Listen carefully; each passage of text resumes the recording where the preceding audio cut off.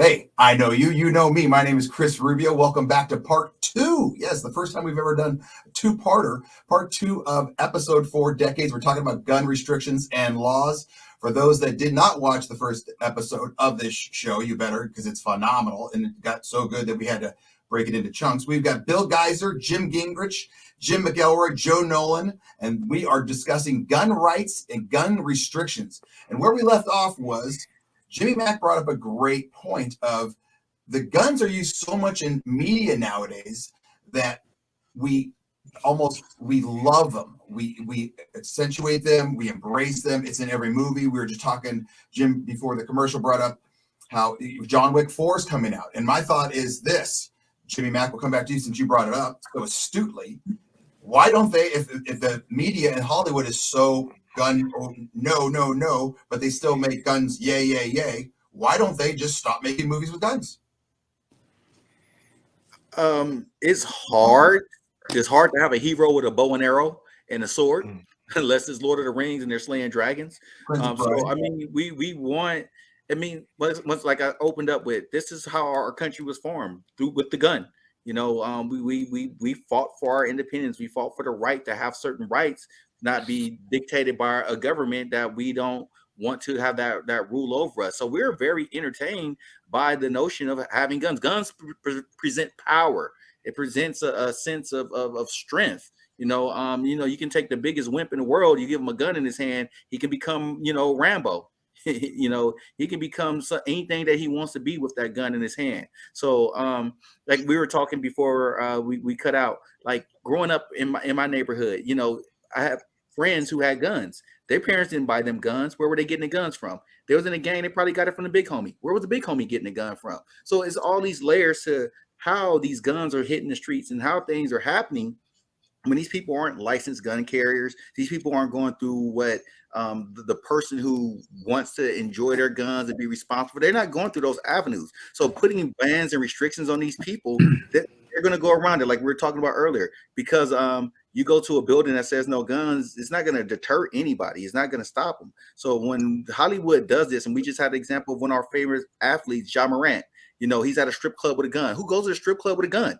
When I go to strip club, you know what I want to have in my hands? I want to have, you know, and breasts in my hands. I'm not worried about a gun. So it's just, this has become what the culture has in our country has become. And then it's always hyper sensationalized when we add color to that narrative, you know, because I'm quite sure there's been plenty of people who had guns in the club. But I mean, he was a guy who did this irresponsibly on Instagram, and he's also a 6'10" black guy with, you know, a 6'10" black guy that every single person in the club knew. And, you know, he's flashing the gun. I mean, Jesus, who couldn't see that? Ray Charles could see that coming. Jim, do you think it's a problem between city and country? Like, I think that's a huge issue. Who grew up in cul-de-sac, Idaho, where literally everyone had a gun. You could probably went to your high school and there was a gun rack. I mean, even the milk lady had one, as opposed to someone like Jimmy Mack or Joe, who are growing up a little bit more city-based. I mean, as much as you would not have understood the way Joe grew up, I don't think Joe would have understood the way you grew up. So is it a city-country thing? Part of it is, honestly. I have, as you know, I have family on the west side, and some live in the crappy parts of town. And so I was subject to both that country life and city. And I'll tell you what, there's a fear from the people who didn't grow up around. I mean, we had a gun in our hands from the time we could walk, and you know, you were safe, you were taught how to use it. I bring over cousins, family, friends that you meet over in Seattle, and they love it once you take them out, but they think if they look at it wrong or touch it, it's going to go off. I mean, there's a fear of that, and I think that feeds the fear, like some of my cousins had. Well, our kid's going to get shot. The media feeds that, so these poor kids go to school afraid when they had a bigger chance of dying at home. So it is different. If Joe grew up where I did and I grew up where Joe did, I would look at it different. But these conversations are good because I could agree. I think, Joe, you stepped away. I don't know if you heard, but in Idaho, you have to get a hunting license. You have to go through a course. I've taught those before you can go hunting animals, but not people. You can get a gun if you don't buy a hunting license. You don't have to get any training. Doesn't seem necessary where I grew up because you got 3 out of 5 people carrying a gun, and we all grew up with them. But so I guess one size to me doesn't fit all either. I think the states need to have some ability to deal with it because we're doing fine in Idaho. Joe, you want to respond to that? Well, I think That's completely fair. I think it's really reasonable to have to take a course before going hunting. I think that there should be the ability for municipalities, states, and to have different laws depending on different regions. Like that's the whole point of having a republic.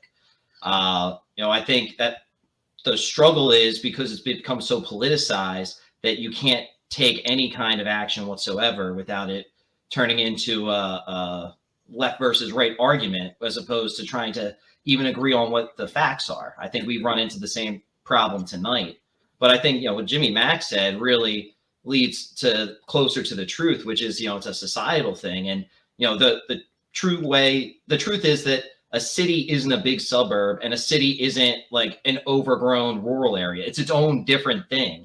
There was a great book I read called The Death and Life of Great American Cities. And the author, Jane Jacobs, said that essentially, like, in order for a city to work, you need to be able to show like what is public space and what is private space.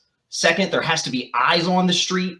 And third, sidewalks have to be used consistently with people coming in and out. Like that's what leads to safety. It isn't more police. It's not throwing people into prison for trumped up charges. It's having a vibrant community that self-polices itself, recognizes strangers, and can quickly jump into action when there's an issue. And I think the idea in Idaho where you may have people like that will jump at a second to defend their neighbors is exactly the way cities work.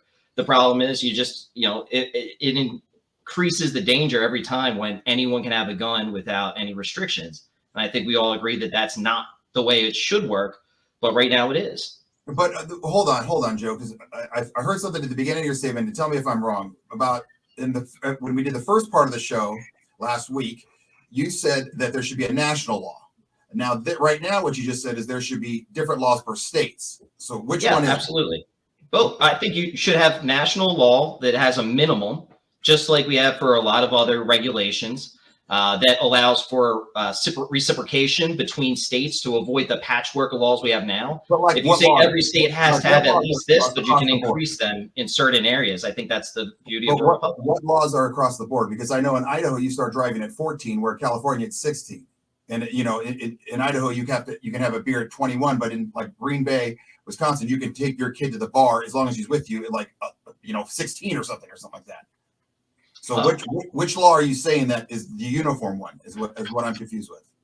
Vast majority of laws, such as the drinking age being 21, you just pointed out an exemption. I know, but it's not. It is. It's tied to the DOT investing into your state if you are going to change it below. So it's not actually a federal law. A federal law would be something like an OSHA regulation or something like labor laws that are meant to protect everyone and create a fair level of play.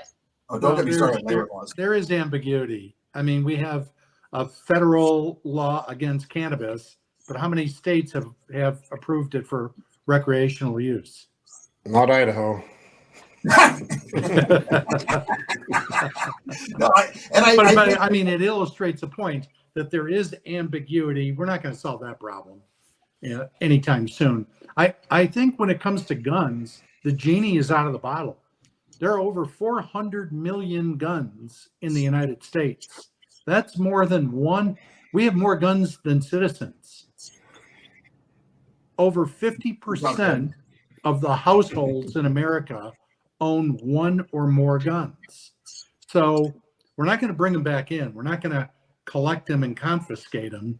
That's what I'm saying. The genie is out of the bottle here. So is there no fix? I mean, I think we're not going to go Australia. I think we try to solve the problem as if the gun is the culprit here. I'd rather go after the bad guys and separate them from the guns. That's what I'm saying is, I think if we were to get very serious on drugs in this nation, and we don't, we've got drugs pouring over our southern border every day, and everyone's got their back turned to it. I think you go after the gangs in the cities. I think you clamp down on the black market of guns, because if we want to buy a gun, we're going to do it legally. And if we have to take a test, Great. We'll take a test. We'll wait the 3 days, the national cooling period between the time you buy it and you actually get it. You have to have a background check done. Everyone's fine with that. I don't see any issues with that. But it's easy to buy a gun illegally. There's a black market. There's stolen guns. Hell, like I said, there's 400 million guns out here. So I think trying to put gun laws in place is nothing more than trying to appease the political parties. But everyone deep, if behind closed doors, they all know it's not gonna solve the gun violence. So if we want to solve gun violence, I really think we've got to get serious about it. And I don't know if we have the political will to do what it takes, but that's the solution to it. Go after drugs, gangs. Go ahead. Like with what Bill is saying about going hard on drugs. Personally, we should deregulate them. When you create a legal market for something, that's when you create the illegality of having violence. Like when we had we had prohibition, and you had the underground speakeasies and stuff like that, which started with the liquor bootlegging, which started up mafias and these organized crime groups. If you just took drugs off the board as something illegal, that's something that somebody's individually doing. The majority of the United States isn't a bunch of drug addicts running around. If you took away drugs, you can stop most of the crime rate anyway. You can stop most of the crime because you got guys that are going to jail for having marijuana 10 years ago and they come out of prison, they got this felony, they can't get jobs anymore. They're basically unhireable. So what you think they're going to go back to the streets, get a gun and rob and beat up people that are, hardworking people to take their stuff. So if you just got rid of that, you will solve a lot of hold on. Ed, music real quick. You will solve a lot of gun violence. Real quick. So you're saying deregulate drugs, you're just saying let it rain. It's like Amsterdam, Merry Christmas. I've been to Amsterdam. Guess what? They don't have that type of problem because people aren't, going about because I can't really buy drugs from the store.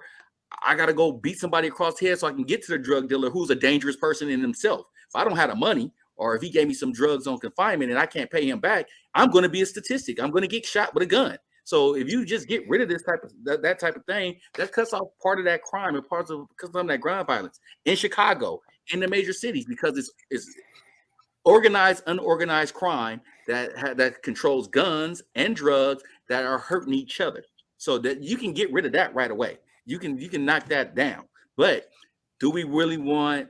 Because it ain't gonna get out of control. People who want to do drugs will do drugs. People that don't want to do drugs won't do drugs. It's not like I'm just going to go to the local corner store and buy some drugs. It's not going to happen. So the same way how we do with alcohol, the same how we do with a lot of things in our life, if we got rid of that, we'll stop one problem.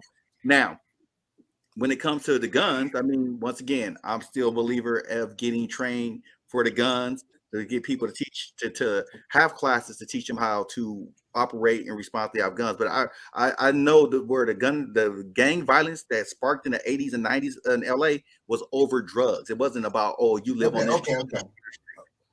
Hold on. That's a good segue. We're going to come back to the hypocrisy of certain issues. I'm going to start with you, Jim, on it. Ed, take us to commercial.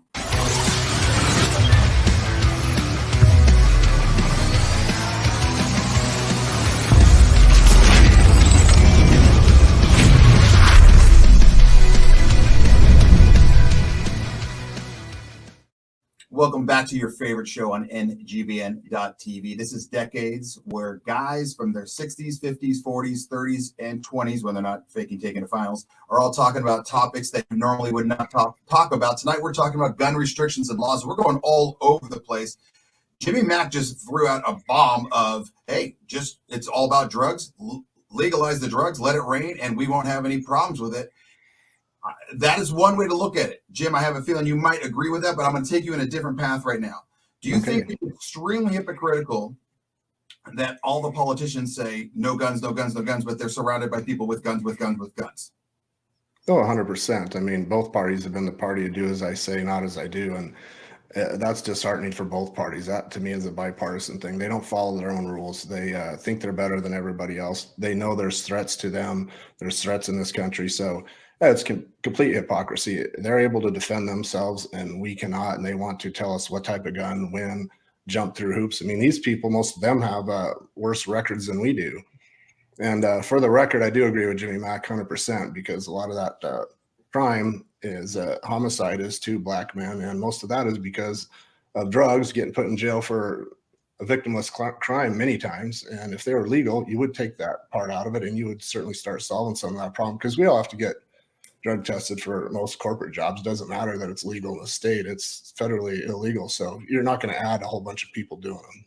And I think Jimmy Mack's got a good point. You know, it's the same thing with like beer drinkers. If you want to get beer, if all of a sudden becomes illegal, you're going to get beer. But if you're not a beer drinker, you just don't drink the beer.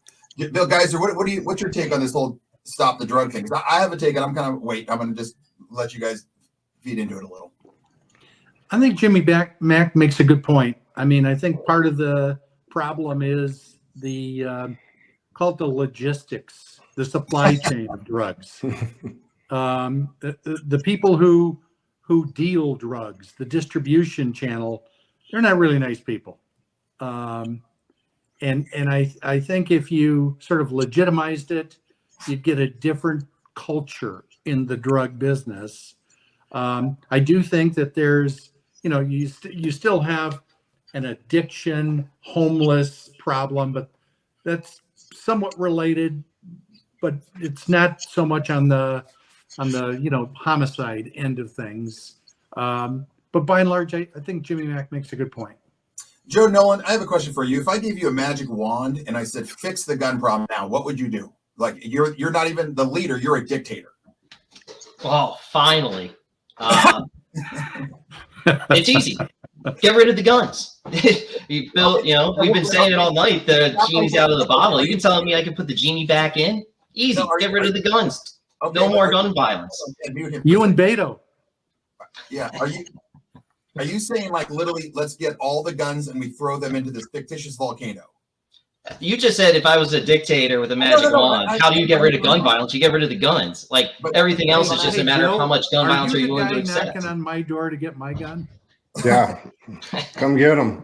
You wouldn't have to. I'd magically make them disappear. But, I think James hit on a really, really great point. A lot of the guns we have and a lot of the gun culture just leads to keeping the state in power. It's not actually meant to allow a well-regulated militia to overthrow state power. It's to let people walk around with military-grade firearms and to weaponize the police. Not military grade. They're not fully automatic. But they could be really quickly, though, with a bump stock. Yeah, that's a bump stock doesn't make them an automatic. It's hard to tell the difference. It is not if you've ever shot guns. There's a big leap there. But I just wanted to throw out a quote just real quick that I think talks to what Jimmy Mack was saying. You want to know what this war on drugs was really about? The Nixon campaign in 1968 and the Nixon White House after that had 2 enemies, the anti-war left and black people. You understand what I'm saying? We knew we couldn't make it illegal to either be against the war or black, but by getting the public to associate hippies with marijuana and blacks with heroin, then criminalizing both heavily, we could disrupt those communities. We could arrest their leaders, raid their homes, break up their meetings, and vilify them night after night on the evening news. Did we know we were lying about the drugs? Of course we did. From John Eichelman, who's the assistant to the president for domestic affairs under Nixon. Dude helped him write the policy. It's always been a lie from the top to separate us as opposed to pulling us together. And then when we're separated, they just, there's 3 different ways people deal with this. Either the first is you let the danger hold sway. The people that are unfortunate enough to have to deal with it are just going to have to deal with the consequences. The second is people take refuge in their cars and just drive from their home to their place. They just go through places. They don't live and linger anywhere except for their homes. And the third is we establish turf. And turf is, we think of it like gangs, like you can go there, you can go there. But it's really a lot more pervasive when it's like, hey, rich people are allowed here. Why are you here, poor person? Why are you here, minority? Like, all these things are interconnected between demonizing communities, making our cities less safe by removing people that would have been on the street, helping make their neighborhood a welcome place. And then we just let the consequences deal with themselves and can sit back in the suburbs and say, oh, what a shame what's happening. I got to throw a quick quote before Joe's point goes by the wayside. Banning assault weapons or the bump stocks like you talk about to curb gun violence is like banning vodka to stop drunk driving. You can do a lot of damage with any gun you have. So this assault weapon attack is an attack for some other reason. It has nothing to do with safety, because they're not assault weapons. That's a made up term. They're not military. They're military-esque, but they're nothing like military rifles. I just don't know who's been saying anything about that except for you guys defending them. I don't think me or Jimmy Mack have mentioned anything about assault weapon bans. Well, Have you you said taken a gun bump lesson? stock and Have you taken that they're like a gun lesson? They would tell you that.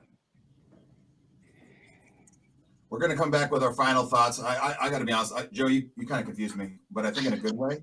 So we're going to come back with our final thoughts right after this commercial. Ed, you're doing a hell of a job. Let it rain. Whatever you're trying to do with your life, whether you're trying to grow or heal something or get to that next level, it all comes back to your mind and understanding that your mind and your nervous system create a system. So I'm Carlin Fisher. I'm a mind sculpting consultant and speaker. I have a 90-day course I'd love to share with you in the link. Take care. Welcome back to your favorite show on NGBN.TV. This is Decades, where we have someone from their 60s, Bill Geiser, what's going on, their 50s, James Gingrich, how you doing, or their 30s, Joe Nolan, Jimmy Mack, I skipped right over because you're not in my view, from their 40s to no 20s because Cruz is taking it final tonight. So let's wrap it up here, guys. What are our final thoughts on guns? Let's keep it to sub 65 seconds. Jimmy Mack. Okay, we're gonna start with you, Jimmy Mack. I kind of knew that nothing would change with gun violence after we had Sandy Hooks, and nothing was really done about that. So it's just more so as a person, an individual, you're going to get guns and stuff like that. You have to be responsible, and if you can teach other people how to be responsible too, you should be able to do that, have that influence. Good job, Joe. The Second Amendment is there to protect. Oh, Joe cut himself off. Oh boy, there he is. That's it. The government is censoring me. I'm being canceled. Someone please speak up for me. So go ahead again, So I think just in general, the Second Amendment is there to protect people from tyranny. It's not, it specifically says well-regulated militia. We should still have guns available to people who are responsible owners. We should have laws in place that make it easier to be a responsible gun owner. We should have harsher penalties for people who illicitly own guns. And we should have insurance requirements in place for everyone that legally owns a gun. So if there is any unfortunate consequences, the society as a whole isn't responsible for them. Bill Geiser. The answer isn't to take guns away from law-abiding citizens. It's to take bad guys away from guns. That means enforcing laws. When people break the laws, put them in jail. I think we just got to get back to basics. It's pretty simple. Jim Gingrich. Agree. I got one last stat. America has 4.6% of the world's population. We only have 1.49% of the murders worldwide and less than 1.5% of public shooters. We rank 64th out of 97 countries in mass shootings. Doesn't mean any of them are good, but I'm kind of old school. We have to take care of each other. We used to watch out for each other. Maybe it's the old guy in me. I think these video games and TV do desensitize people a bit. The young kids don't know what it's like to get hurt or be hurt. They haven't been around it, but you used to watch out for your kids, the neighbor's kids. You used to watch out for the guy that was struggling. We look at our phones, we're looking at social media, we're lollygagging. Nobody's taking care of the community. I mean, you don't fix things by having the government intervene. You fix it by the community taking care of it. And like Bill said, we need to go after the gun laws we have and put people in jail. We're obviously having an epidemic of people getting out of jail that should be in jail. So I expect gun violence to go up, and then they'll beat that drum even more. Yeah, I think those are all good points. My final take on the situation is I think if we're looking at, say, this dude walking down the street and he has this open sore, and the open sore, whatever it's called, canker sore, cold sore, I don't know what's on those things. And you look at that's the cause, that's the big thing, that's the issue. When you don't realize what the real issue is, he's dying from the inside because he has this infectious spinal cancer or something like that. And I think the main issue here is not guns. I think that's the sore, that's the canker, that's the cold sore that you're looking at. When the main issue is, I think you need to go back to even farther. So I say I agree with Jim Gingrich, but I say go even farther. So not only just the community, but go to the family unit. Where is the family unit on all this? I want to know, with all these gang members and gangsters and illegal gun weapons, I want to take each one of them and say, okay, you're on the streets, you're dealing drugs, you're slinging rock, you've got these illegal guns. How's your home life?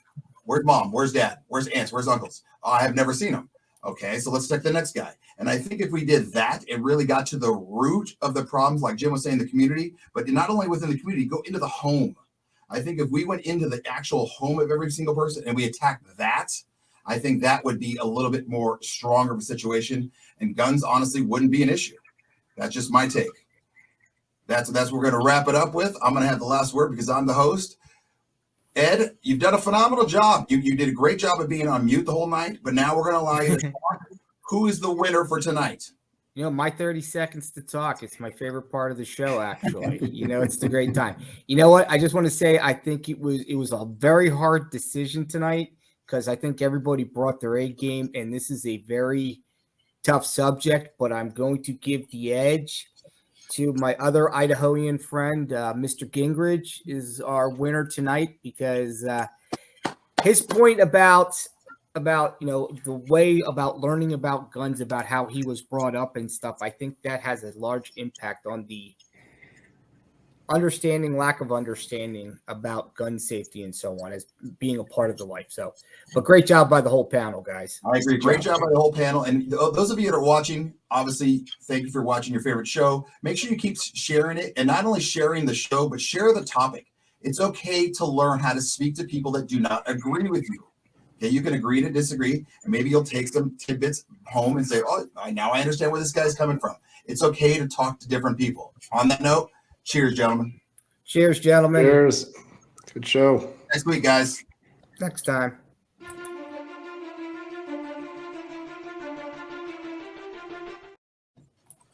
Cool.